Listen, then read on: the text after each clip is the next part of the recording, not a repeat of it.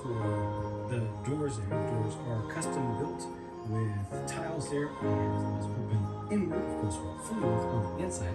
There's a lot of texture around the inside, and it's very consistent texture as well, and it looks pretty good. Of course, it lines up nicely, really nicely, with other modular buildings, depending upon exactly where you put it.